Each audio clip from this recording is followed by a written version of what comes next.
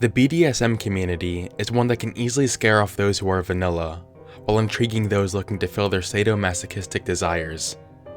Although it may seem strange or even abusive to get pleasure from causing pain to one's partner, if both people are consenting, there isn't anything wrong with it. There are many very healthy relationships which engage in these types of sexual acts. Sometimes, however, things can be taken too far. Delia Day was the alias of an artist and blogger named Susan Anton. Whereas a lot of her work consisted of some very interesting artwork, she was most well known for her blog called My Illustrated Life as a Sex Slave. On her blog, she featured some of the deviant acts that her and her husband carried out. She took the role of the slave, and he took the role of her master. These posts included images of her body modifications, which included piercings, tattoos, brandings, and cuttings.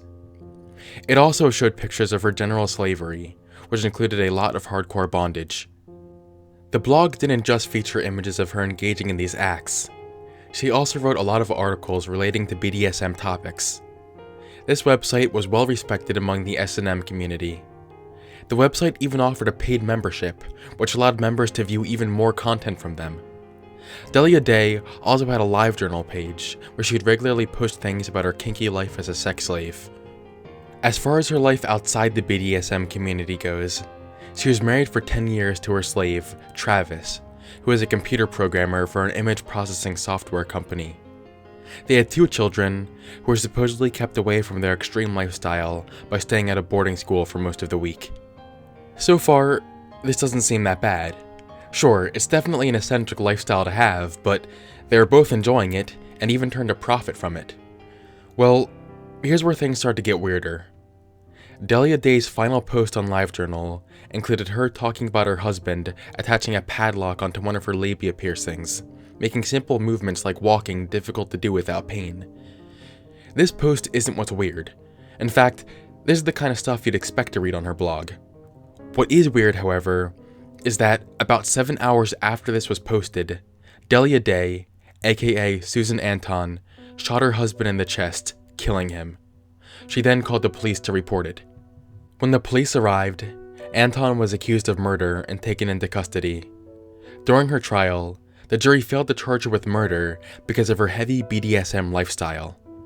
They ruled the case as self-defense, and she was acquitted of all charges.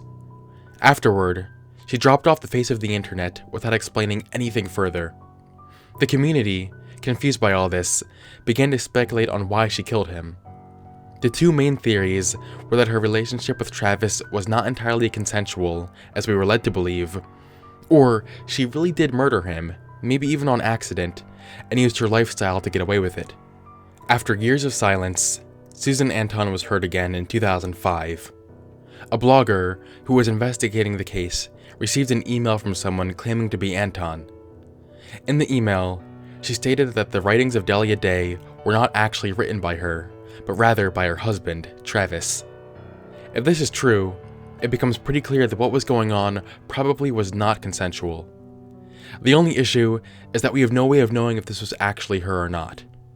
In 2013, Susan Anton made another appearance on the web. She created a WordPress blog called Invisible Survivor. We can know with certainty that this is her because in one of her posts, she uploads a more recent picture of her with some friends. Doing a reverse image search on this shows the image is not found anywhere else on the web except for this website. And we know for sure the woman in the picture is Anton because she has a collar tattooed around her neck.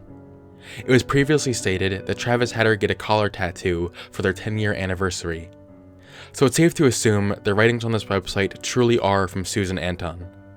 In one of the posts on the Invisible Survivor blog, she makes it very clear that what was going on between her and Travis was not consensual. She states that there were no safe words for her to use, and Travis never gave her the option to leave this BDSM lifestyle. Still, however, there are some people who believe that Anton is lying about this so she can get away with murder. I'm very confident that is not the case, and I can prove it. I decided to look into this claim by reading some of the writings on the Delia Day website and LiveJournal, and comparing that to the writings on the Invisible Survivor blog. What I found shows that it's pretty likely that these were definitely written by different people. For starters, In the Invisible Survivor blog, there are a few instances in which Anton uses emoticons. Emoticons are never seen in the writings of Delia Day. Also, in the writings of Invisible Survivor, every mention of the word 10 is written numerically.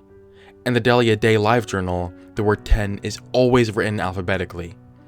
Furthermore, the Invisible Survivor blog always uses double quotes when sarcastically quoting a word.